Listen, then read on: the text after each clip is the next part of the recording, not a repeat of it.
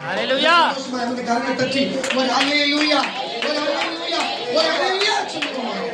வாசிக்க கேட்கலாம். எபிரேயர் எழுதின நிருபங்கள் 9ஆம் அதிகாரம், எபிரேயர் எழுதின நிருபங்கள் 9ஆம் அதிகாரம் 27ஆம் வசனத்தை கூட அன்றியும் ஒரே தரம் மரிப்பதும் பின்பு நியாய தீர்ப்பு அடைவதும் மனுஷனுக்கு நியமிக்கப்பட்டிருக்கிறபடியே வசந்த வாசிடா கிறிஸ்துவோ அநேகருடைய பாவங்களுக்கு சுமந்து தீர்க்கும்படி ஒரே தரம் பலியிடப்பட்டு நமக்காக காத்துக் கொண்டிருக்கிறவர்களுக்கு இரட்சிப்பையும் அருளும்படி இரண்டாம் தரம் பாவம் இல்லாமல் தரிசனமாவார். அன்றியும் ஒரே தரம் மரிப்பதும் பின்பு நியாயத்தில் படைவதும் மனுஷனுக்கு நியமிக்கப்பட்டிருக்கிறபடியே இன்றைக்கு கர்த்தர் நமக்கு கொடுத்த வேத வசனம் சொன்னா நியமிக்கப்பட்டிருக்கிறபடியே என்று சொல்லி நீங்கள் உங்களுக்கு அந்த நாவு உச்சரிப்பு எப்படி வருகிறது தெரியல. இந்த மறுபடியும் அந்த மட்டம் வாசி தம்பி. நியமிக்கப்பட்டிருக்கிறபடியே அல்லேலூயா. நியமிக்கப்பட்டிருக்கிறபடியே என்று சொன்னால் பொருள் என்னவாக இருக்கிறது சொன்னா பாருங்க, அரசன் சொன்னா, ராஜா சொன்னா கட்டளையா இருக்கிறது. அது ஒரு கட்டளையா இருக்கிறது. ஒரு அரசாங்கம் சொல்லும் என்று சொன்னா அல்லேலூயா, ஒரு அரசாங்கம் ஒரு பாருங்க, ஒரு ராஜா சொன்னா ஒரு கட்டளையா இருக்கிறது. ஒரு பிரகாரமா சொன்னா அது நிறைவேற வேண்டும் என்பதற்காக சொல்லுகிறது. பாருங்க நியமிக்கப்பட்டபடினா அது இதுக்காகவே வைத்திருக்க பேசுற மொழியை பார்த்தீங்கன்னா இதற்காக தான் வச்சிருக்கிறோம், இதற்காக தான் தெரிஞ்சு வச்சிருக்கிறோம், இதற்காக தான் பாதுகாத்து வச்சிருக்கிறோம் அப்படின்னு நம்ம பேசுவோங்க. அதுபோல நியமிக்கப்பட்டதுன்னு சொன்னா இது கட்டளையாய் கொடுக்கப்பட்டிருக்கிறது. இது கட்டளையா இருக்கிறது. தமிழ் மொழிபெயர்ப்புல இப்படித்தான் அதுக்கு அர்த்தம் சொல்லுகிறது. இது கட்டளையாய் கொடுக்கப்பட்டிருக்கிறது. நியமிக்கப்பட்டதுன்னு சொன்னா கட்டளையாய் உறுதியாய் கொடுக்கப்பட்டிருக்கிறது என்று அர்த்தமா? அப்போ என்ன சொல்லுகிறது இந்த வேத வசனம் பாருங்க, மனுஷன் ஒரே தரம் மரிப்பதும் அதோட நியாயத்திற்கு அடைவதுமா? பாருங்க, உலகத்தில் சொல்லலாம், பாருங்க உலகத்தில் இருக்கிற மக்கள்கள் எல்லாரும் சொல்லலாம் 7 ஜென்மம் இருக்கிறது, 7 பிறவி இருக்கிறது, 7 ஜென்மத்திலும் 7 பிறவி இருக்கிறது. நம்ம இந்த பிறவிலனா அடுத்த பிறவில நம்ம கர்மாவை கழித்துடலாம், இந்த பிறவில பாவம் செய்தா அடுத்த பிறவில அந்த பாவத்தை நிவர்த்தி செய்யலாம்னு சொல்லி சிலர் சொல்லுவாங்க. போன ஜென்மத்துல செய்த புண்ணியம் தான் இந்த ஜென்மத்துல அவன் கெட்டவனா இருந்தாலும் அவன் நல்லா வாழ்றான்னு சொல்லுவாங்க. அது மட்டும் இல்ல, போன ஜென்மத்துல செஞ்ச பாவம் தான் இந்த ஜென்மத்துல அனுபவிக்கிறான்னு சொல்லுவாங்க. இதெல்லாம் எழுத்து வடிவில் எங்க இருக்குமோ நமக்கு தெரியல. வேத வசனம் சொல்லுகிறது ஒரே ஒண்ணுதான், ஒருவன் பிறப்பதும் அவன் ஒரே தரம் மரிப்பதும் அதோடு நியமித்து பாருங்க நியாயத்தில் படைவதும் அவனுக்கு நியமிக்கப்பட்டிருக்கிறது. அவனுக்கு நியமிக்கப்பட்டிருக்கிறது. அது ஏக கட்டளையே கொடுக்கப்பட்டிருக்கிறது. அவனுக்கு அரசன் சொல்லும்படியே அவனுக்கு நிறைவேறும்படிக்கு அவனுக்கு கொடுக்கப்பட்டிருக்கிறது. அல்லேலூயா. அப்போ உலகத்தில் இருக்கிற மனுஷனுக்கு மறுபிறப்பும் கிடையாது, மறு ஜென்மமும் கிடையாது. ஒரே தர பிறப்பதும் அதோடு அவன் மறுச்சானா நியாயத்தில் படைவதும். இதுக்கு இடையில நீ என்ன புண்ணியம் செய்த, என்ன பாவம் செய்த, என்ன பரிசுத்தமாய் வாழ்ந்த, என்ன பாவ வாழ்க்கை வாழ்ந்த, என்ன சுத்தமான வாழ்க்கை, துன்மார்க்க வாழ்க்கை வாழ்ந்த, நீதிமான வாழ்க்கை வாழ்ந்தா என்றுதான் தேவன் நியாயத்தீர்ப்புல கணக்கெடுப்பார். அது நியாயத்தீர்ப்புல கணக்கெடுப்பார். அல்லேலூயா. அதுல நியாயத்தீர்ப்புல யார் உத்தமமா உண்மையா இருக்கிறார்களோ அவர்களுக்கு தான் பாவ மன்னிப்பு, பரலோக ராஜ்யம், நித்திய ஜீவனை கொடுத்தது மட்டுமல்லாமல் அங்கே புதிய வானம் புதிய பூமி என்று வரும் பொழுது அப்பொழுது அவர்களை கொண்டு வருவார்கள். அல்லேலூயா. நான் மறுபடியும் சொல்லுகிறேன், இன்றைக்கு பார்க்கிற உலகம் நீங்கள் பார்க்கணுச்சுன்னா இதுக்கப்புறம் பார்க்கவே போறது கிடையாது. இன்னைக்கு பார்க்கிற மனுஷன் பிறகு பார்க்கப்பட்ட கிடையாது. இன்னைக்கு பார்க்கிற விலங்குகளை தவிர வேற விலங்குகளை பார்க்கப்பட்ட கிடையாது. இன்னைக்கு எப்படி நவீன காலத்திலே செல்போன் என்று வைத்திருக்கிறார், 2 சக்கர வாகனம் வைத்திருக்கிறார், 4 சக்கர வாகனம் வைத்திருக்கிறார், பங்களா போன்ற வீடுகள் கட்டி வைத்திருக்கிறார்கள். பாருங்க, விதவிதமான வஸ்திரங்கள் உடைகள் அணிந்திருக்கிறார்கள். இதெல்லாம் இப்ப வரைக்கும் நான் பார்க்க முடியும். இது புதிய வாகனம் புதிய புதிய இருக்காது. எப்படி ஏதேனை நீ பார்த்ததில்லை, நீ ஏதேனை பார்த்ததில்லை. அல்லேலூயா. ஆனா ஏதேன் எப்படி இருக்குன்னு தெரியாது. அப்படிப்பட்ட இடத்துக்கு போக போகிற நீ பரலோகம் பார்த்தது கிடையாது. ஆனா பரலோகத்துக்கு போக போகிற இந்த உலகத்துல நீ வாழ்கிற வாழ்க்கை ஒரே வாழ்க்கை தான். அந்த ஒரு வாழ்க்கையில நீ உனக்கு தேவன் நியமிக்கப்பட்டதுன்னு சொன்னா நன்மை செய்யவும் சந்தோஷமாய் வாழவும் மற்றவங்களுக்கு நன்மை செய்யவும் அன்றி வேற எதுவும் அவனுக்கு நியமிக்கப்பட்டதில்லை என்று சொல்கிறார்.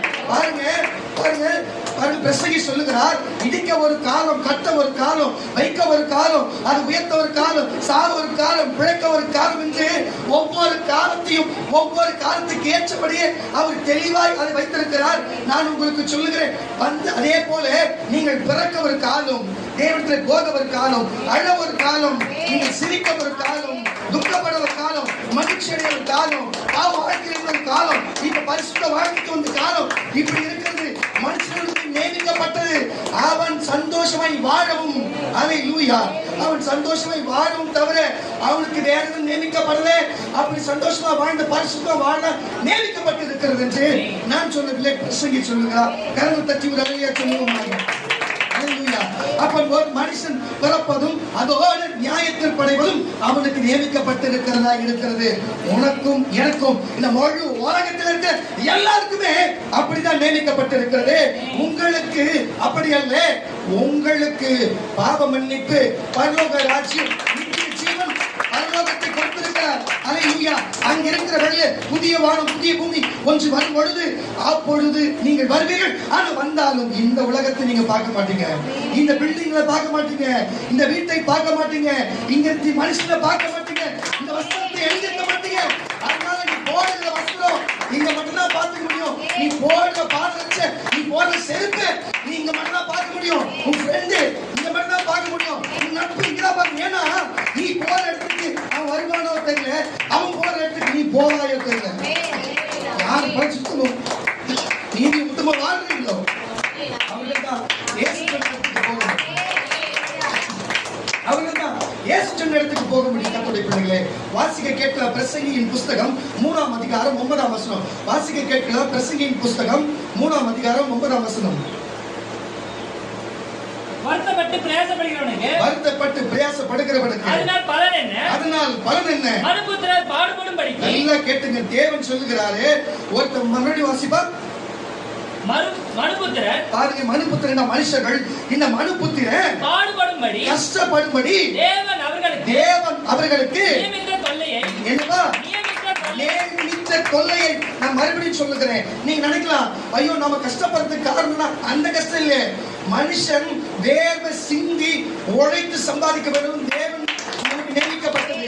ஸ்திரீயானவள் கர்ப்பவதிப்பட்டு பிள்ளை பிறக்க வேண்டும் என்று நியமிக்கப்பட்டது.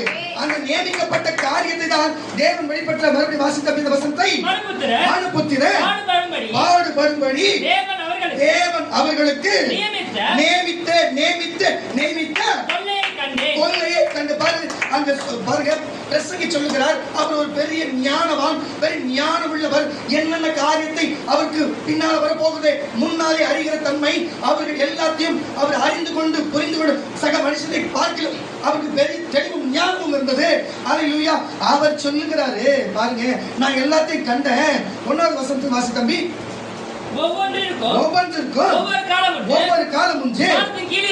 வானத்துக்கு கீழ் இருக்கிற ஒவ்வொரு காரியத்திற்கும் ஒவ்வொரு சமயம் உண்டு. என்னப்பா? பிறக்க ஒரு காலம் உண்டு. பிறக்க ஒரு காலம் உண்டு. என்னப்பா? நட ஒரு காலம் உண்டு. பிடுங்க ஒரு காலம் உண்டு. குணமாக்க ஒரு காலம் உண்டு. இடிக்க ஒரு காலம் உண்டு. கட்ட ஒரு காலம் உண்டு. ஆள ஒரு காலம் உண்டு. நகைக்க ஒரு காலம் உண்டு. சிரிக்க ஒரு காலம் உண்டு. 9 லிருந்து 10 வரை வாசிக்கிறாங்க. புலம்ப ஒரு காலம் உண்டு. பாருங்க, புலம்பி தவிக்கிற மனிதர்களுக்கு ஒரு காலம் உண்டு. நடனம் பண்ண ஒரு காலம் உண்டு. சந்தோஷமாடி நடனமாட ஒரு காலம் உண்டு. கற்களை எரிந்து விட ஒரு காலம் உண்டு. கற்களை சேர்க்க ஒரு காலம் உண்டு. நழுவ ஒரு காலம் உண்டு. நழுவாமல் இருக்க ஒரு காலம் உண்டு. தேட ஒரு காலம் உண்டு. இலக்க ஒரு காலம் உண்டு. காப்பாற்ற ஒரு காலம் உண்டு. ஏந்து விட ஒரு காலம் உண்டு. கிழிக்க ஒரு காலம் உண்டு. ஜெயிக்க ஒரு காலம் உண்டு. மௌனமாய் இருக்க காலம் உண்டு. பேச ஒரு காலம் உண்டு. நான் 9, 10 வாசிக்க சொன்னேன். சீக்கிரம். வருத்தப்பட்டு பிரயாசப்பட்டு இருக்கிறவர்களே, அதனால பலன் என்ன? அதனால பாருங்க, வருத்தப்பட்டு கஷ்டப்பட்டு பாடுபட்டு இருக்கிறவர்களே, அதனால பயன் என்ன? மனுபுத்திரர் பாடுபடும்படி அவன் பாடுபடும்படி தேவன் அவர்களுக்கு நியமித்த கொள்ளையை கண்டேன்.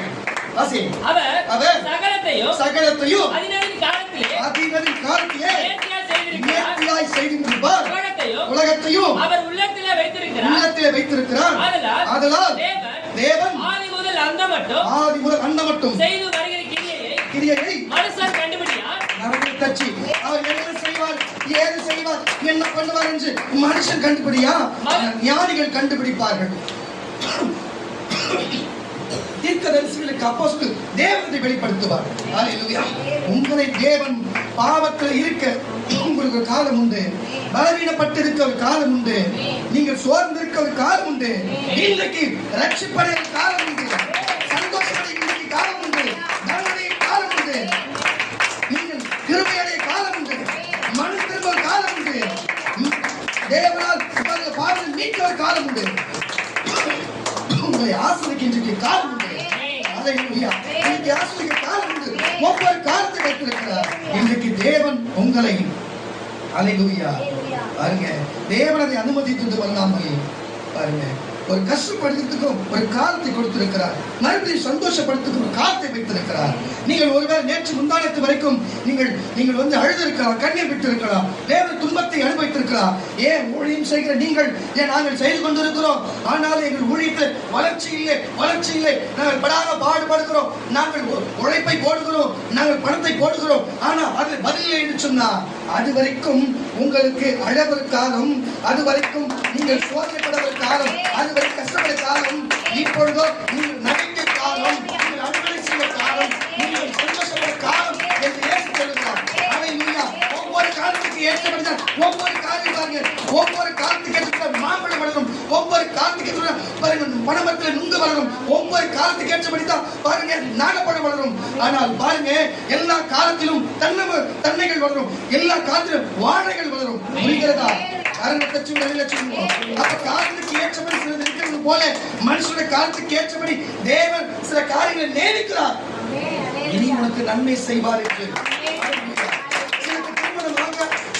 திருமணம் ஆகாது இருக்கலாம், தேவன் நியமித்திருக்கலாம். திருமணமாகி பிள்ளை பிறக்காமல் இருக்கலாம். இதை டிவின் வழியா யூடியூபின் வழியா பார்க்கிற கர்த்தருடைய பிள்ளையே, நீ திருமணமாகி இருக்கலாம், நீ பிள்ளை இல்லாமல் இருக்கலாம், அதுக்கு ஒரு காலம் உண்டு. ஹல்லேலூயா. திருமணமாக ஒரு காலம் உண்டு. தேவன் கணவனை மனைவியை தேர்ந்தெடுத்து என்னாருக்கு இன்னாண்டு கர்த்தர் நியமிக்கிறார். அவர் நியமிக்கிறார். அது மட்டும் அல்லாமல் பாருங்க, ஆதாமை பாருங்க, ஆதாமுக்கு ஏவாளை நியமித்த தேவன் அவர், ஈசாக்குக்கு ரெபெக்காளை நியமித்த தேவன் அவர். வாசிக்க கேட்கலாம். ஆதியாகம புஸ்தகம் 24ஆம் அதிகாரம் 14ஆம் வசனம். ஆதியாகம புஸ்தகம் 24ஆம் அதிகாரம் 14ஆம் வசனம். சீக்கிரம் பாருங்க என்ன நடக்குதுன்னு சொன்னா, அங்கே அவர்களுடைய வேலைக்காரர் அந்த இடத்துல என்ன செய்கிறார் சொன்னா, அவர் வருகிறார், அங்க ஈசாக்குக்கு ஒரு பெண் தேட வேண்டும் என்று வருகிறார். அங்க வந்தபடியிலே அவர் ஒட்டகத்தை வைத்திருக்கிறார். இவர் தேவனிடத்திலே வேண்டுகிறார், தேவனே இதோ என்னுடைய எஜமானுடைய மகனுக்கு நான் பொன் பார்க்க வந்திருக்கிறேன், இந்த துறவண்டியிலே நான் நிற்பேன், அப்பொழுது நீங்களும் தண்ணி குடிங்க, உன் ஒட்டகங்களும் தண்ணி குடிக்க வேண்டும், எவன் சொல்லுகிறாரோ அவள் நீ நியமித்த பொன் என்று நான் நம்புகிறேன், அவளை என் எஜமானுடைய மகனுக்கு மனைவியாக நான் ஏற்றுக்கொள்கிறேன் என்று சொல்லி அவர் வேண்டுகிறார். தேவனது நியமித்தார். அந்த வம்சத்திலே இயேசுவே பிறந்தார். அந்த வம்சத்திலே ராஜாக்கள் உருவானார்கள். அந்த வம்சம் இன்றைக்கு வரைக்கும் இருக்கிறது. தேவன் நியமித்தது.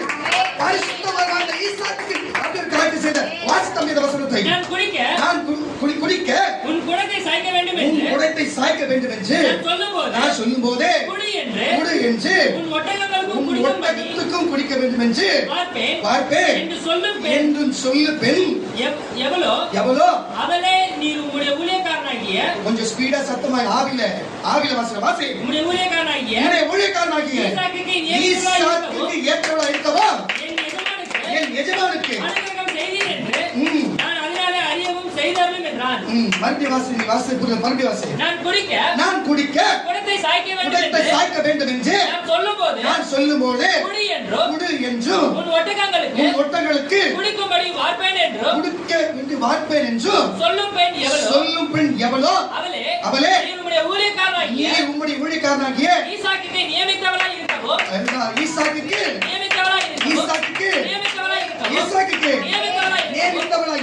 என் எஜமானுக்கு அனுகிரகம் செய்தீர் என்று அதனாலே அறிந்து கொள்ளுவேன். அப்போ புரிகிறதா கர்த்தருடைய பிள்ளைகளே? ஈசாக்கா இருந்தாலும் சரி, ஆபிரகாமுடைய வேலைக்காரனா இருந்தாலும் சரி, ஈசாக்குடைய மனைவியாக ரெபெக்காரா இருந்தாலும் சரி, நீ யாராக இருந்தாலும் சரி, தேவன் நியமிக்கப்பட்ட காரியம் நிறைவேறும். ஆதாமுக்கு ஏவாள் போல, ஈசாக்கு ரெபெக்காளை போல. அதுபோல நான் உங்களுக்கு சொல்லுகிறேன், உனக்கு திருமணமாக வேண்டும் என்று சொல்லி தேவன் நியமித்தால் ஆகும். நியமித்தவர்கள் பிள்ளை பிறக்க வேண்டும் நியமித்தால் ஆகும். அல்லேலூயா. நீ உயர்ந்த ஸ்தலத்தில் வர வேண்டும் என்று சொன்னால் ஆகும். நீ துக்கப்பட வேண்டும் ஆகும். நீ மறுபடியும் சந்தோஷப்பட வேண்டும் ஆகும். நீ அடைய வேண்டும் ஆகும்.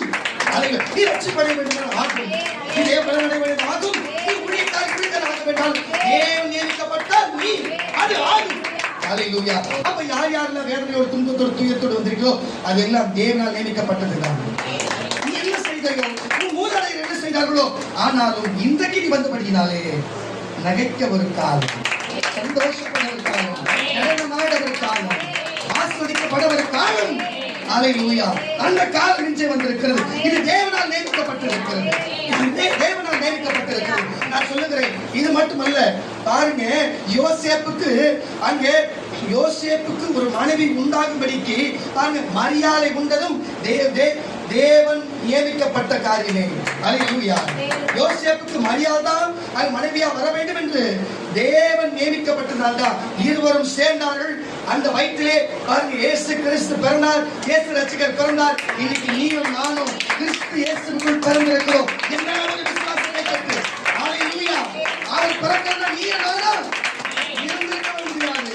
அல்லேலூயா. வாசிக்க கேட்க லூக்கா எழுதின சுவிசேஷ புத்தகம் 1ஆம் அதிகாரம் 27 28 வாசித்தபடி. லூக்கா எழுதின சுவிசேஷ புத்தகம் 1ஆம் அதிகாரம் 27 28 சீக்கிரம். தாவீதின் வம்சமாகிய யோசேப்பு என்கிற நாமமுள்ள புருஷனுக்கு நியமித்த என்னப்பா நியமிக்கப்பட்டிருக்கிற ஒரு கன்னிகைக்கும் தேவனாலே அனுப்பப்பட்ட அந்த கன்னிகையின் பேர். ஒரு நிமிஷம், யார் அது மோனோகிராம சத்தம் கேட்கிறது? வாசிக்க அவருக்கிறார், எடுத்து சொல்ல நான் இருக்கிறேன். நீங்க கம்மு மட்டும் கேளுங்க. வாசி.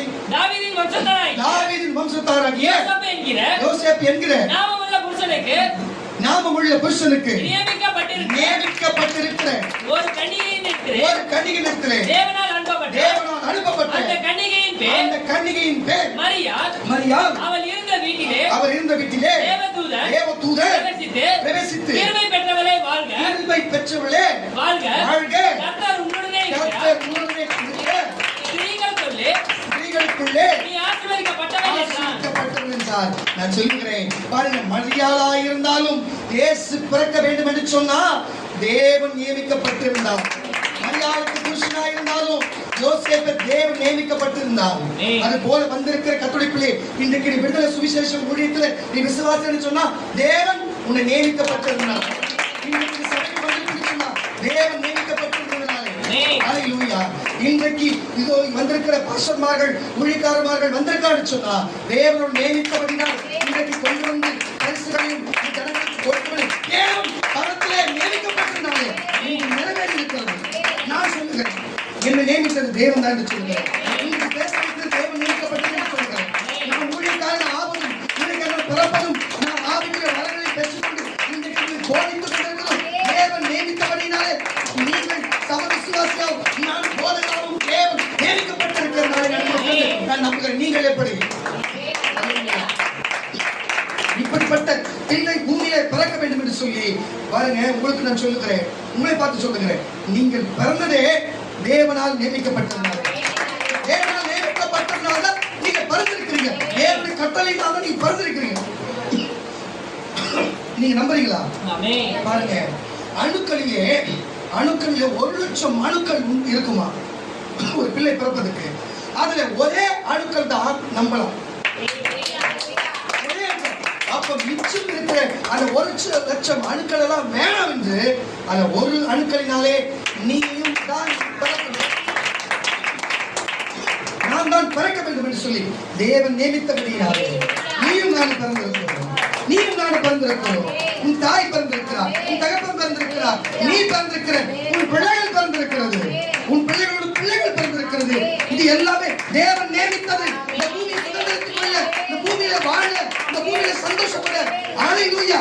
உங்களுக்கு நான் சொல்லுகிறேன் கர்த்தருடைய பிள்ளைகளே, இன்றைக்கு நாங்கள் கஷ்டப்படுறோம். ஒரு காலம் இருக்குதே, இரவு வர காலம் இருக்கிறது, பகல் வர காலம் இருக்கிறது, மழை பொழிய ஒரு காலம் இருக்கிறது, வெயில் அடிக்க ஒரு காலம் இருக்கிறது, குளிர் வர காலம் இருக்கிறது, இளவெயில் காலம் இருக்கிறது, இலையுதிர் காலம் இருக்கிறது, கோடை காலம் இருக்கிறது. புரிகிறதா? இலையுதிர் காலம் இருக்கிறது. ஒவ்வொன்றுத்துக்கும் ஒவ்வொரு உலக இயற்கை காலம் வைத்திருக்கிறது போல தேவன் மனுஷனுடைய வாழ்க்கை ஒவ்வொருத்துக்கும் ஒரு காலத்தை நியமித்திருக்கிறார். அதுபோல நீங்கள் நேற்று வரைக்கும் இருந்த சூழ்நிலையும் காலம் வேற, இன்றைக்கு நியமிக்கப்பட்டது வேற. நீ சந்தோஷம், நீ சமாதானம், நீ பலம், நீ கிருபை. சாட்சி சொன்னார், நீங்க கவனித்திருக்கிறீர்கள்.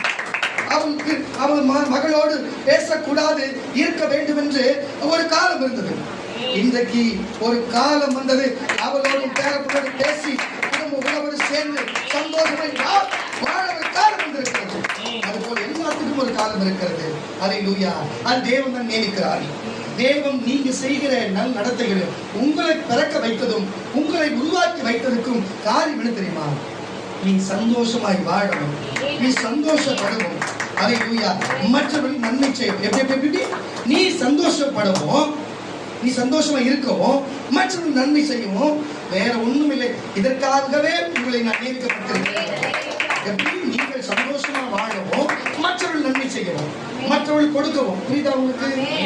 இதுக்குதான் நான் உங்களை தேர்ந்தெடுத்து நியமித்து வைத்திருக்கிறேன், மக்களை நியமித்திருக்கிறேன் சொல்லுகிறேன். அல்லேலூயா. வாசிக்க கேட்கலாம். மார்க் எழுதின சுவிசேஷ புஸ்தகம், மார்க் எழுதின சுவிசேஷ புஸ்தகம் 13ஆம் அதிகாரம். மார்க் எழுதின சுவிசேஷ புஸ்தகம் 13ஆம் அதிகாரம் 34ஆம் வசனத்தை வாசிக்க கேட்கலாம். மார்க் 13:34 வசனம். சீக்கிரம். மனுஷன் தன் வீட்டை விட்டு ஒரு தேசத்துக்கு போக எத்தனைக்கும் போது தன் ஊழியக்காரனுக்கு அதிகாரம் கொடுத்து தச்சு அதான் சொன்னேன். நான் ஊழியக்காரன் சொன்னா சுவிசேஷன் இருக்கிறார், பஸ் விக்கி இருக்கிறாரு, அம்பேஜ் பஸ் இருக்கிறாரு, அன்பையா இருக்கிறாங்க, எத்தனையோ சாமுவேல் ஜேம்ஸ் இருக்கிறாங்க, நான் இருக்கிறேன், ஏஜி இருக்கிறாங்க, பரிசுத்த பிள்ளைகள் இருக்கிறது. இதெல்லாம் எதுக்கு? தேவன் நீங்களாய் ஊழியக்காரனாய் ஒரு தலைவியாய் ஒரு தலைவனாய் உங்களை நியமித்திருக்கிறாரு. அது மட்டும் இல்லை, அந்தந்த காலத்துக்கு ஏற்றபடி ரட்சிப்பை கொடுப்பாரு, அந்தந்த காலத்துக்கு ஏற்றபடி மீட்பை கொடுப்பாரு, அந்தந்த காலத்துக்கு ஏற்றபடி நன்மை செய்வார், அந்தந்த காலத்துக்கு ஏற்றபடி வருமானத்தை கொடுப்பாரு, அந்தந்த காலத்துக்கு ஏற்றபடி கர்த்தர் ஜனங்களை கூட்டி சேர்ப்பாரு. உங்களை தேர்ந்தெடுத்து ஒரு எஜமான் பாருங்க, தன்னுடைய ஊழியக்காரனை தேர்ந்தெடுத்து தூர தேசத்துக்கு போயிருக்காரு சொன்னா, அவர் திரும்பி வந்து பார்க்கும் பொழுது அதுக்கு முன்பு ஊழியக்காரனுக்கு அதிகாரத்தை கொடுத்து போகிறாரு. அவர் அந்த அதிகாரத்தை வைத்து மீது இருக்கிற வேலைகளையும் அங்க இருக்க உடைமைகளை பாதுகாக்க வேண்டும் என்று அவன் நம்பி விட்டு போயிருக்கிறாரு. தூர தேசத்துக்கு போன காணக்கூடாது. தூர தேசம் எங்க இருக்கிறது? பரலோகத்தில் இருக்கிறது. எஜமான் யாரு? இயேசுநாதர். ஊழியக்காரன் யாரு?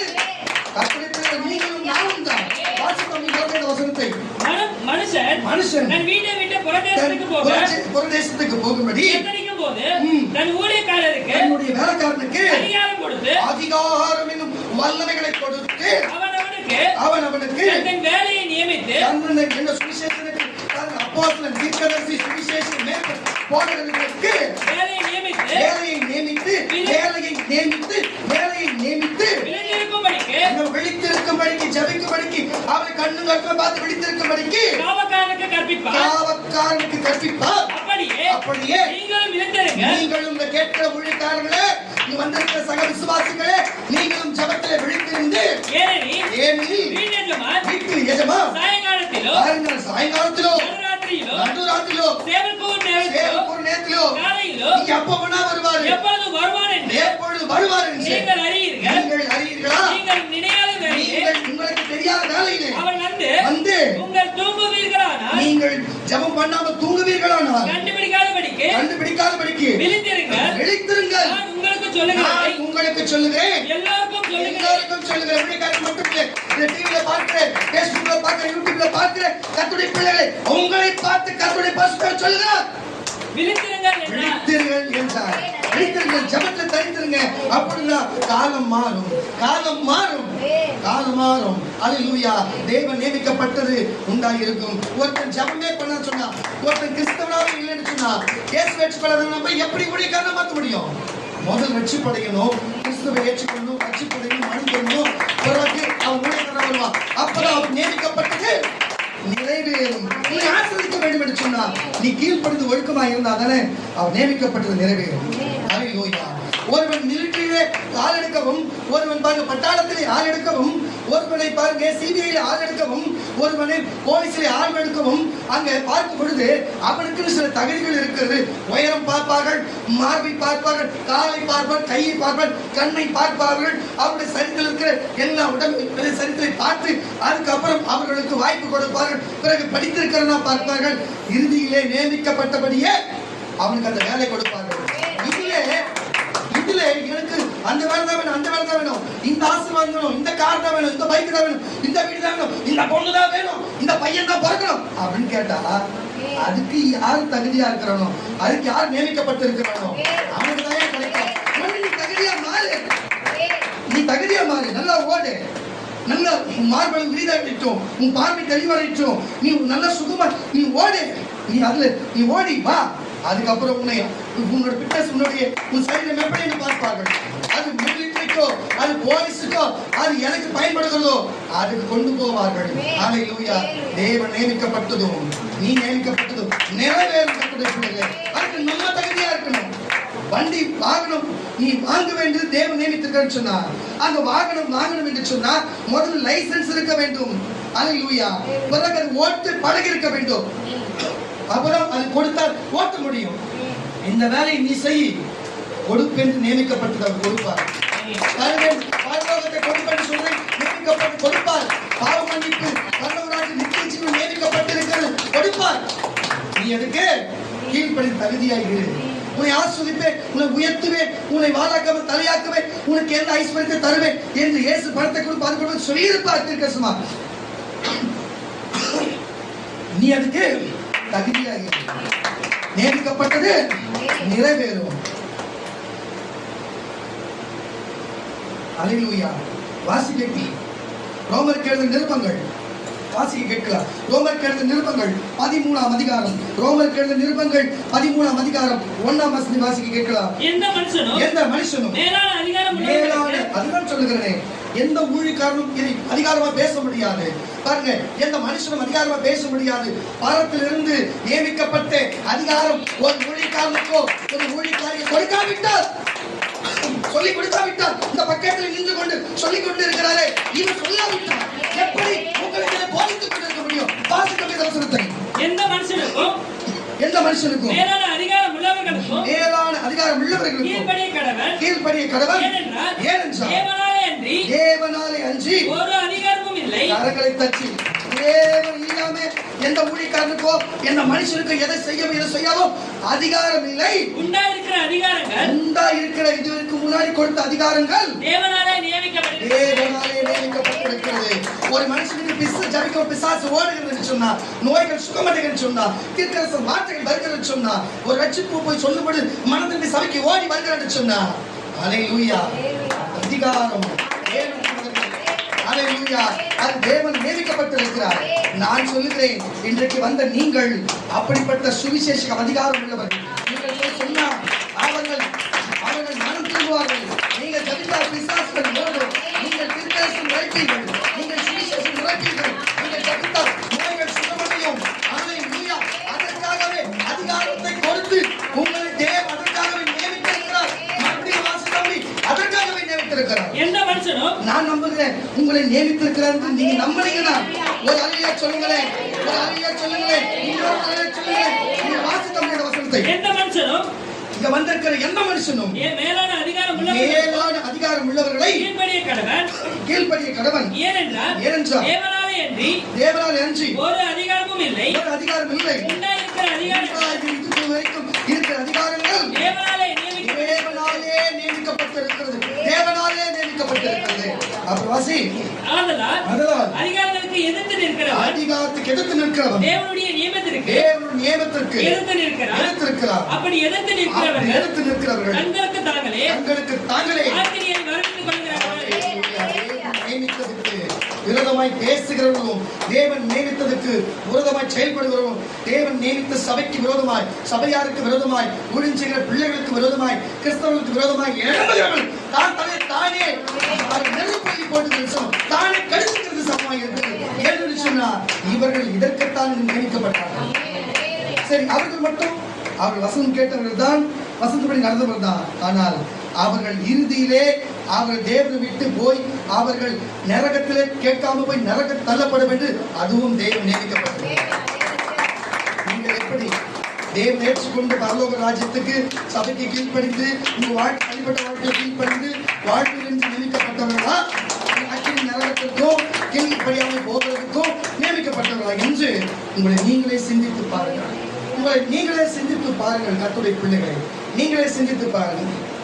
கர்த்தர் இதுதான் வெளிப்படுத்தி சொல்லுகிறார்.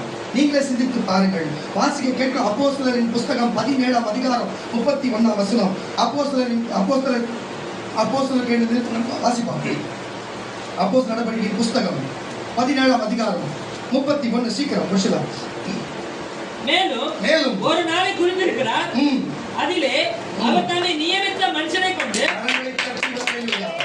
வந்திருக்கிற கர்த்தருடைய பிள்ளைகளே எப்படி நியமித்திருக்கிறாரே பாருங்க. சாவுக்கு ஏதுவானது மட்டுமல்லாமல் மறைத்து எழுந்த பரிசுத்தமாக இருந்த ஒரு மனுஷனை கொண்டு நியாயம் தீர்ப்பார் அவர். அல்லேலூயா. ஊழியக்காரனே, ஊழியக்காரியே, நம்ம எல்லாம் எதுக்கு ஊழியம் செய்கிறோம்? எதுக்கு ஊழியம் செய்கிறோம்? உலகத்தில் இருக்கிற எல்லாரும் பரலோகத்துக்கு போகிற ஊழியம் போவதற்கு தேவன் போவே என்று சொன்னார். போவோம். ஆனால் ஊழியத்துக்கு செய்கிறோம். அல்லேலூயா. ஊழியம் செய்த என்ன நடக்கும்? அவருடைய வலது பரிசுத்தத்தில் அமரலாம். ஊழியம் செய்கிற யாரா இருந்தாலும் இயேசுடைய வலது பரிசுத்தத்தில் அமரலாம். ஒன்று. இரண்டாவது, இயேசு நியாயம் தீர்க்கிறது போல நம்மளும் நியாயம் தீர்க்கலாம். பூமியில நியாயம் தீர்க்கலாம், பரலோகத்தில் நியாயம் தீர்க்கலாம். நம்புறீங்களா? அல்லேலூயா. வாசிக்கிற வசனத்தை மேலும் ஒரு நாளை குறித்திருக்கிறார். அதிலே அவர் தாம் நியமித்த மனுஷனை கொண்டு பூலோகத்திலே நீதியாய் நியாயம் தீர்ப்பார். அந்த மனுஷனை மரித்தோரிலிருந்து எழுப்பினதினாலே அது நிச்சயத்தை எல்லோருக்கும் விளங்க பண்ணினார் என்று மரித்தோரின் உயிர்த்தெழுதலை குறித்து அவர் கேட்கும்போது சிலர் இறந்தார்கள். சிலர் நீ சொல்லுகிறதை இன்னொரு தடவை கேட்போம் என்றார்கள். இப்படி இருக்க பவுல் அவர்களை விட்டு போய்விட்டான். நான் சொல்லுகிறேன் உங்களுக்கு, இதுவரையும் சொன்ன வார்த்தை வசனம் திருப்பி சொன்னா புரிய வேண்டும் என்று இருக்கிறதா? இல்ல புரிந்திருக்கிறதா? நம்புகிறீர்களா? நீ தேவனால் நியமிக்கப்பட்டவரா? அதை வாசிக்க கேட்கலாம். 1 பேதுருவின் புஸ்தகம் 2ஆம் அதிகாரம் 1 பேதுருவின் புஸ்தகம் 2ஆம் அதிகாரம் 5 ஆண்டவரே. 1 பேதுருவின் புஸ்தகம் நன்றி ஆண்டவரே 2ஆம் அதிகாரம்.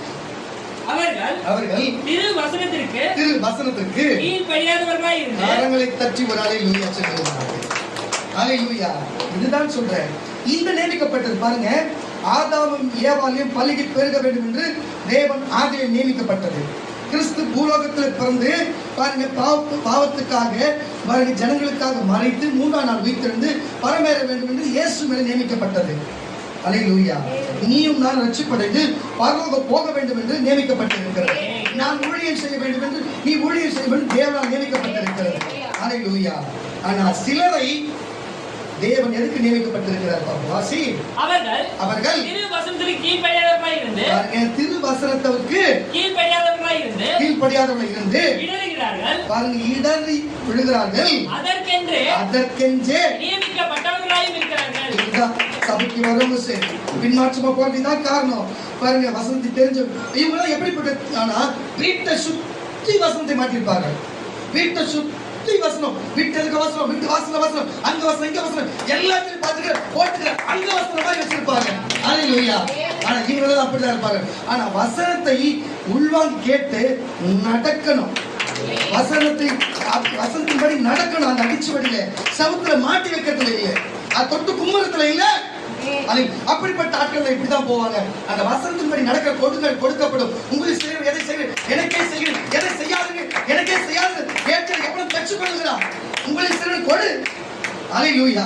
அது போல உன்னை நேசிக்கிறது போல பிறர் நேசி என்று இயேசு சொன்ன வசனப்படி செய்கிறவனைத்தான் என் வார்த்தை என் வசனமே கடைசினால நியாயத்திற்கும் என் வார்த்தை என் வசனப்படி நடக்கிறவனே எனக்கு தாயும் என் சகலமாய் இருக்கிறார். இதுதான் என் வசனம். என் வசனமே நியாயத்திற்கும் என்று சொன்னார். அவர் பேச வசனப்படி நடக்கிறதா வசனம். செவத்துல மாட்டி இருக்கிறது வசனம் இல்லை, அதுல நிறைவேறுமை இயற்கை.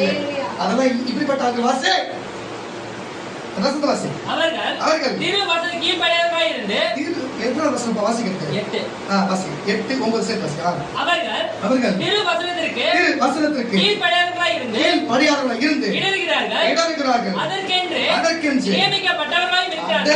நியமிக்கப்பட்டவர்களாய் இருக்கிறார்கள் நீங்களும் உங்களை அந்த காலத்தில் இருந்து நம்முடைய ஆச்சரியமான வழிநடத்திற்கு பொல்லாத பாவத்தில் இருந்து வெளியே பரிசுத்தமான வழிக்கு கொண்டு வந்து அவருடைய புண்ணியங்களை அறிவிக்கும்படிக்கு தெரிந்து கொள்ளப்பட்ட சந்ததியும் ராஜரீகமான ஆசாரிய கூட்டமாக ஜாதியுமாய் அவருக்கு சொந்தமான ஜனமாய் இருக்கிறீர்கள். இதற்காகவே நியமிக்கப்பட்ட ஆசாரியராக சொந்த ஜனமாகவே நீங்கள் இருக்க வேண்டும் என்று உங்களை நியமித்திருக்கிறார் கர்த்தருடைய பிள்ளைகளே. அவர்கள் வசனத்தை கேட்டு விழுந்து போக வேண்டும் என்று பின்மாற்றமாய் போனவர்களையும் உலகத்து மக்களை அப்படி வைத்திருக்கிறார். உங்களை அப்படி அல்ல, இன்றைக்கு கூட்டத்துக்கு வந்த உங்களை அப்படி அல்ல, ஆசாரியர்களும் தம்முடைய பிள்ளையாக நியமித்து வைத்திருக்கிறார். நீங்கள் எப்படி இருக்கிறீர்கள்? அப்படிதான் இருக்கிறீர்களா? எப்படி இருக்கிறீர்கள்? ஒரு வேலை இதுக்கு முன்னாடி எப்படி இருந்தியோ இந்த நிமிஷத்துல இருந்து அது பிள்ளையா மாற போறியா? அது தொழில் செய்ய போறியா? அவர் நியமித்தபடியே வாழ போறியா? அவர் இந்த வசனத்தின்படி ஒரு மகன் நடக்க வேண்டும் நியமித்தபடி நீ நடக்க போறியா? அவர் சொன்ன வசனப்படி நடக்கணும் நியமித்தபடி நடக்க போறியா? பிதா நியமித்ததை இயேசு செய்தார். இயேசு நியமித்ததை சீஷர்கள் செய்தார்கள். இயேசு சொன்னதை சீஷனாய் நீங்கள் படிச்சினார். நீ நடக்க வேண்டும் கர்த்தருக்கு. அல்லேலூயா. நீ நடக்க வேண்டும் என்று கர்த்தர் சொல்லுகிறார். அல்லேலூயா. தயவு செய்து புரிந்து கொண்டு நடப்போமாக. 1 தெசலோனிக்கேயர் புஸ்தகம் 5ஆம் அதிகாரம் 9ஆம் வசனம். 1 தெசலோனிக்கேயர் புஸ்தகம் 5ஆம் அதிகாரம் 9ஆம் வசனம். தேவன் தம்மை கோப அக்கினிக்கு என்று நியமிக்காமல் காலங்களை தட்டி புரியுதா உங்களுக்கு? உலகத்தை எதுக்கு அக்கினிக்கு தீர்க்கிறாரோ, உலகத்தை பொல்லாததுக்கு தீர்க்கிறாரோ, உலகத்தை நரகத்துக்கு தள்ளுகிறாரோ, உங்களை அப்படி வைக்கல. உங்களை நியமித்தது எதுக்கு? வாசி. தேவன் நம்மை கோப அக்கினிக்கு என்று நியமிக்காமல் நம்முடைய கர்த்தராகிய இயேசு கிறிஸ்துவின் மூலமாய் ரட்சிப்பு அவர் மூலமா ரட்சிப்பு பாதுகாப்பு மீட்பு அடையும்படிக்கு உன்னை நியமித்தார். அல்லேலூயா. இப்ப புரியுதா? நீ எதுக்கு நியமிக்கப்பட்டிருக்கிற? எதுக்கு உன் மனைவி உனக்கு நியமிக்கப்பட்டார்? எதுக்கு உன் பிள்ளைகள் நியமிக்கப்பட்டது? எதுக்கியா உனக்கு சபை நியமிக்கப்பட்டது? எதுக்கியா உங்களுக்கு ஊழியக்காரர் நியமிக்கப்பட்டிருக்கிறேன்? நீ எதுக்கு எனக்கு பிள்ளையா நியமிக்கப்பட்டிருக்கிற? எல்லாத்துக்கும் ஒரு காலம் பாருங்க. எப்படி பிரசங்கி சொன்னாரோ, தரம் சொன்னாரோ, அது போல பாருங்க, அதுக்கு ஒரு காலம் இருக்கிறது. அந்தந்த காலகட்டப்படி நீ அந்த ஊர்ல இருந்த, இந்த ஊர்ல இருந்து, அங்க இருந்த, இன்னைக்கு எல்லாரும் செம்மஞ்சல்ல இருக்கிறோம்ல, இன்னைக்கு செம்மஞ்சல் ஒன்னா கூடிக்கல. இந்த காலம் வரும் வரைக்கும் அவர் இந்த காலம் நிறைவேறும்படிக்கு அவர் நியமித்த காலம் நிறைவேறும்படிக்கு அந்த காலம் வந்தது. நீ வரப்போகிற காலம் ஒரு காலம், நீ வரப்போகிற காலம் சந்தோஷத்தின் காலம், ரட்சிப்பின் காலம், மனுமகிழ்ச்சியின் காலம் வேண்டும் என்று நான் விசுவாசிக்கிறேன். தேவன் தம்மை கோப அக்கினிக்கு என்று நியமிக்காமல் நம்முடைய கர்த்தராகிய இயேசு கிறிஸ்துவின் மூலமாய் ரட்சிப்பு அடைவதற்கு என்று நியமித்தார். நாம் விழித்திருப்பவர்கள் ஆனாலும் நித்திரை அடையவர்கள் ஆனாலும் உடனே கூட நாம் ஏகமாய் பிழைத்திருக்கும்படி அவர் நமக்காகவே மரித்தாரே. ஆகையால் நீங்கள் செய்து வருகிறபடியே ஒருவரை ஒருவர் தேற்றி ஒருவருக்கொருவர் பக்தி விருத்தி உண்டாக்கும்படிக்கு செய்யுங்கள். அன்றியும் சகோதரரே, உங்களுக்குள்ளே பிரயாசப்பட்டு போதும் கரங்களை தச்சு ஒரு இதிலிருந்து என்ன சொல்லுகிறேன்னு சொன்னா, நட ஒரு காலம், விடுங்க ஒரு காலம், விதைக்க ஒரு காலம், அறுவடை செய்ய ஒரு காலம், கட்ட ஒரு காலம், நாட்ட ஒரு காலம், விடிக்க ஒரு காலம். அல்லேலூயா. இது வரைக்கும் நீ கஷ்டப்பட ஒரு காலம் இருந்திருக்கலாம், நீ கண்ணீர் விட ஒரு காலம் இருந்திருக்கலாம், நீ போராடி ஒரு காலம் இருந்திருக்கலாம். இனி நகைக்க ஒரு காலம் மகளே, நகைக்க ஒரு காலம், நடனம் ஆட ஒரு காலம், ரட்சிப்படைய ஒரு காலம், நீ பலனடைய ஒரு காலம், நீ சுகம் பெற ஒரு காலம். நான் ஒன்று சொல்லுகிறேன், மறுபடியும் இந்த உலகத்துக்கு பாவம் செய்கிறவர்கள் வருவாங்களோ இல்லையோ தெரியல. நான் மறுபடியும் சொல்லுறேன், பாவ மன்னிப்பு பரலோகம் நித்திய ஜீவனை பெற்று கொண்டவங்க பரலோகம் போன பிறகு அவர்கள் புதிய வானம் புதிய பூமியில தேவன் உண்டாக்கும் பொழுது வரலாம். ஆனா அந்த புதிய வானம் புதிய பூமியும் இது போல இருக்காது. அது ஏதேனை போல இருக்கும். ஏதேனை நீ பார்த்தது இல்லை. மறுபடியும் சொல்லுகிறேன், இந்த உலகத்துல, இந்த நவீன உலகத்தை, இந்த 2 சக்கர மோட்டார் சைக்கிள் பாருங்க, காரு, பஸ் பாருங்க, வைத்திருக்கிற செல்போன் இங்க பாருங்க, வந்து போட்டிருக்கிற வித்தியாசமான உடைகள் நம்ம இங்க மட்டும்தான் பார்க்க முடியும். தயவு சொல்லுகிறேன், இன்னும் 10 வருஷம் வாழ போகிறோமோ, 5 வருஷம் வாழ போகிறோமோ, உனக்காக சந்தோஷம் எத்தனை காலம் வாழ்ந்துட்ட? நீ எத்தனை காலம் வாழ்ந்துட்ட? பாதி நாட்கள் தாய் தகப்பனுக்காக வாழ்ந்த, பாதி நாட்கள் பிள்ளைகளுக்காக வாழ்ந்த. நீ மீதி நாட்கள் உனக்காக எப்பதான் வாழ போறிய மகளே? என் மகளே, நீ உனக்காக எப்பதான் வாழ போகிற? எப்பதான் வாழ போகிற? சகோதரா, சகோதரா, இதுவரைக்கும் பாரு, வீணாய் வாழ்ந்த, பிரயோஜனம் இல்லாத வாழ்க்கை வாழ்ந்திருக்கிற. இனி ஆகிலும் உன்னுக்கு சந்தோஷம், குடும்ப சந்தோஷத்துக்கும் என்னுடைய வேலை நிறைவேற்றுவதற்கும் நீ மீதி இருக்கிற வாழ்க்கையை வாழ வேண்டும். ஒரு எத்தனை நாட்கள் வாழ்ந்து போகிறோம்? 5 வருடமா, 10 வருடமா, அதிகபட்சம் 20 வருடமா? ஏற்கனவே அநேகர் 30 வயது கடந்திருக்கிறீர்கள், 40 வயது கடந்திருக்கிறீர்கள், அநேகர் 50 வயது கடந்தவர்கள் இருக்கிறீர்கள். எத்தனை வருஷம் வாழ்ந்து போகிறோம்? இன்னைக்கு இயேசு கண்ணு மூடினா நாளைக்கு நிலை இல்லை, நான் இன்னைக்கு கண்ணு மூடினா நாளைக்கு நிலை இல்லை, நேற்று பார்த்தவர்கள் இன்றைக்கு இல்லை, போன வாரம் பார்த்தவங்க இன்னைக்கு இல்லை. எத்தனையோ பேர்கள் எத்தனையோ காரியத்துக்கு சேர்த்து சேர்த்து சேர்த்து வைத்தவர்கள் இன்றைக்கு இல்லை. நல்ல வாயை சம்பாதிச்சது நார வைத்திருந்தது போல எத்தனையோ பேர் சொத்தை எத்தனையோ பேர் ஆடுறான். அல்லேலூயா. அது போன்ற எத்தனை காரியம் இருக்கிறது. வாழ்கிற வாழ்க்கை இயேசு சொன்ன தேவன் சொன்ன என்ன தெரியுமா? உனக்கு எதுக்கு வாழ்க்கை கொடுத்தாரா? அல்லேலூயா. பாருங்க, பிரசங்கியின் புஸ்தகம் 5 அந்த பிரசங்கியின் புஸ்தகத்திலே அவர் நமக்கு சொல்லிக் கொடுத்தபடியே அல்லேலூயா என்ன சொன்னார்? மனுஷன் சந்தோஷப்படவும் மற்றவர்களுக்கு உதவி செய்யவும் அவனுக்கு சந்தோஷப்படவும் நன்றி வேற ஒன்றுமே இல்லை. வேற ஒன்றுமே இல்லை. எப்படி மற்றவங்களுக்கு உதவி செய்யவும் அவன் சந்தோஷப்படும். அதான் இயேசு கொடுங்கள் கொடுக்கப்படும் என்று சொன்னார். உலகம் கொடுக்கக்கூடாத சமாதானத்தை உங்களுக்கு கொடுக்கிறேன் என்று சொன்னார். அது சமாதானம் கொடுத்தா சந்தோஷம் வருமா? இதுக்கு தான் நியமித்தார். அதுதான் இயேசு இந்த பூமியில சொன்னார். அல்லேலூயா. இன்று இருப்போம், நாளைக்கு இல்லை. அதனால பொச்சிருப்பு பொறாமை எல்லாம் விட்டுவிட்டு, பொச்சிருப்பு பொறாமை அதையும் நல்லதை விட்டுவிட்டு, தயவு செய்து இன்று இருப்போம், நாளைக்கு இல்லை. இந்த வாழ்க்கையை சந்தோஷமா வாழ்வோம். இந்த வாழ்க்கை கொடுத்து பாருங்க, எல்லாத்தையும் சந்தோஷமா பயன்படுத்துவோம். திருப்பி பூமிக்கு வந்தா இன்னைக்கு பார்க்கிற நட்பு இருக்காது.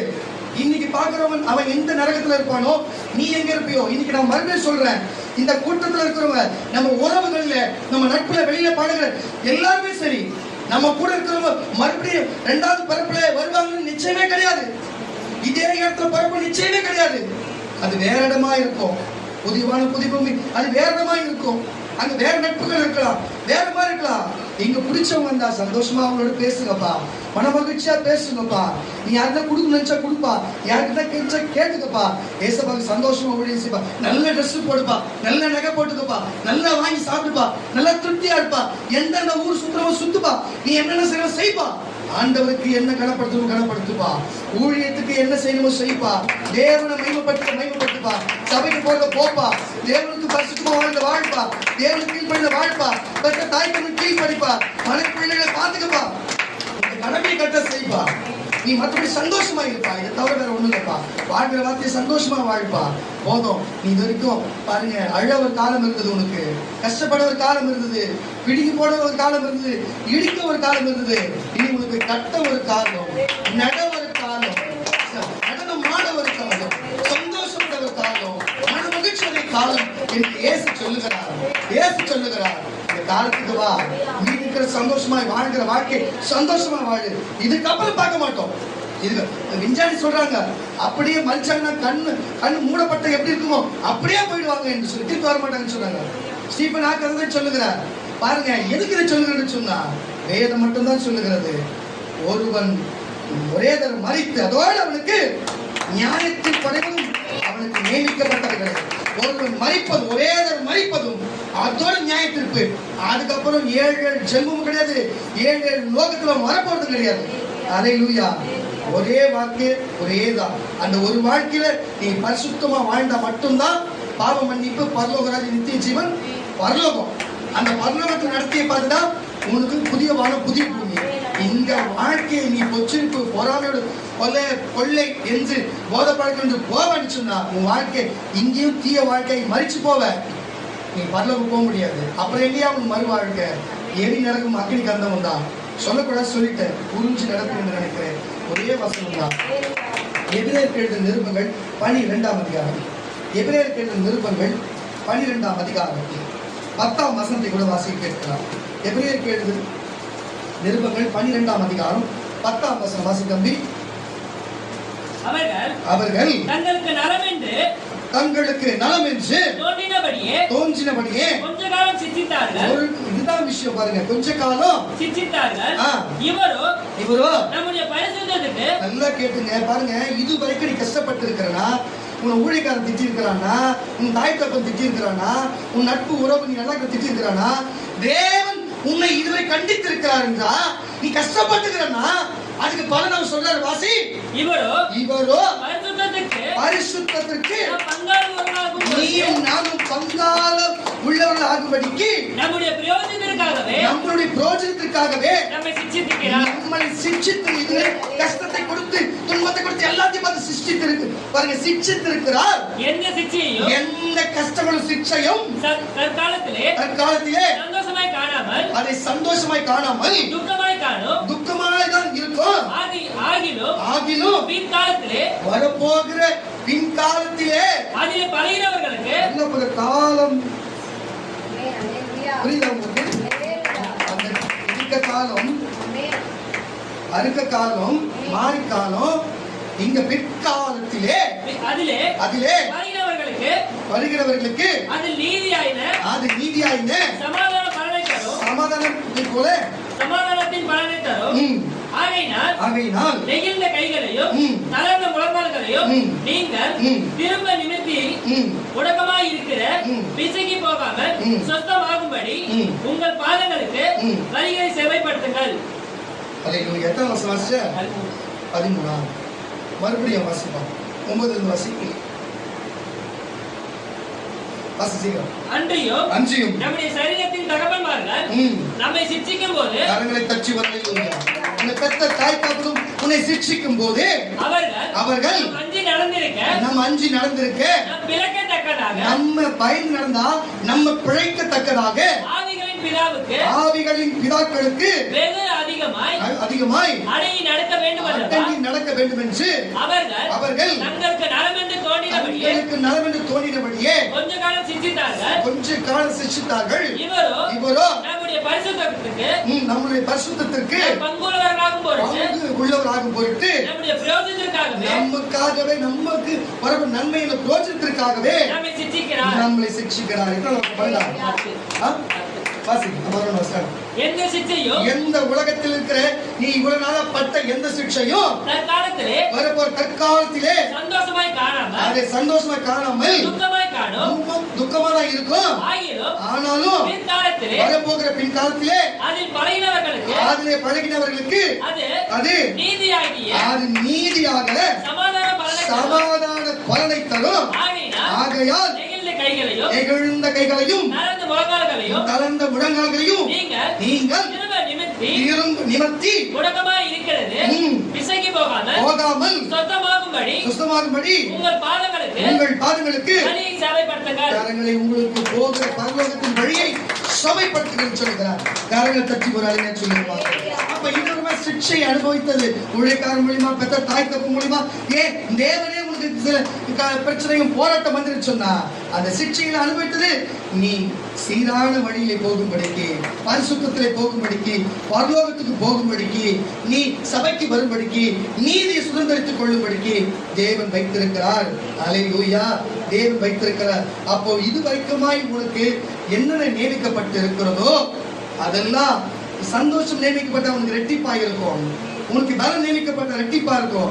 ஆவிக்குரிய வரங்கள் நியமிக்கப்பட்டிருந்தா ரெட்டிப்பா இதுக்கு முன்பே உனக்கு ஏற்கனவே துக்கம் இருந்தா துக்கம் மாறி சந்தோஷம் உண்டாகும். உனக்கு வறுமை இருந்தா வறுமை மாறி ஆசீர்வாதம் உண்டாகும். என்னென்ன தேவையோடு வந்திருக்கிறாயோ, எந்தெந்த பாருங்க கடன் பிரச்சனையோ, போராட்டங்களோ, நிந்தையோ, அவமானங்களோ, பிரச்சனைகளோ, சோர்வுகளோ, பலவீனங்களோ, நோய்வாய்ப்பட்டிருக்கிறாயோ அதெல்லாம் காலம் மாறி உனக்கு நியமிக்கப்பட்ட சுகம், சுஸ்தமாகுதல், ஐஸ்வர்யம், ஆசீர்வாதம், பலம், பரலோகராட்சியம், நித்திய ஜீவன், பாவ மன்னிப்பு, ஊழியத்தில் கிருபை, வரம், வல்லமை இல்ல எல்லாமே உங்களுக்கு கொடுக்க தேவன் தம்முடைய அதிகாரத்தினாலே உங்களுக்கு நியமிக்கப்பட்டிருக்கிறார்கள், நியமிக்கப்பட்டு வைத்திருக்கிறார். கர்த்தருடைய பிள்ளைகளே, அல்லேலூயா. வாசிக்கிறீங்களா வசனம்? ஆகையால் மேகம் போன்ற இத்தனை திரளான சாட்சிகள் நம்மை சூழ்ந்து கொண்டிருக்கையில் பாரமான யாவற்றையும் நம்மை சுற்றி நெருக்கி நிற்கிற பாவத்தையும் தள்ளிவிட்டு விசுவாசத்தை கரங்களை தட்டி வந்து விசுவாசத்தை துவக்கிறவருமாய் இருக்கிற இயேசுவை நோக்கி விசுவாசத்தை கொடுக்கிற துவக்கிறவருமாய் இயேசுவை நோக்கி நமக்கு நியமித்திருக்கிற கரங்களை தட்டி அல்லேலூயா. நமக்கு நியமிக்கப்பட்டிருக்கிறது குறித்து ஓட்டத்திலே பொறுமையோடு ஓட கடவோம். அவசரப்படாத. உனக்கு என்ன வேலை கொடுத்தோ, உனக்கு என்ன நியமிக்கப்பட்டது? ஊழியக்காரனா, சுவிசேஷகனா, போதகரா, அப்போஸ்தலனா, தீர்க்கதரிசியா, அல்லேலூயா, சக விசுவாசியா, எதுக்கு உனக்கு நியமிக்கப்பட்டிருக்கிறதோ அந்த நியமிக்கப்பட்ட ஓட்டத்தில் பொறுமையோடு ஓட. அவர் வரும் காலத்திலும் சரி, அவர் போரும் காலத்திலும் சரி, கர்த்தர் அவர் வரும்பொழுது அவரோடு வருவாய். அவர் எடுத்துக்கொண்ட காலத்தை எடுத்துக்கொண்டு வாய். அவர் வலது பரிசில் இருப்பாய். நீ நியாயம் இருப்பாய். உனக்கு கொடுக்கப்பட்டது உனக்கு அதற்காகவே நியமிக்கப்பட்டிருக்கிறது. அல்லேலூயா. இதற்காக அவர் தெரிந்து கொண்டார். கர்த்தர் எனக்கு இதற்காக தெரிந்து கொண்டு நன்றி என்று சொல்லுகிறவர்களே சொல்லுவோம். நன்றி என்று சொல்லுகிறவர்களே சொல்லுவோம். விசுவாசிக்கிறவர்களே எழுந்து நிற்கலாம்.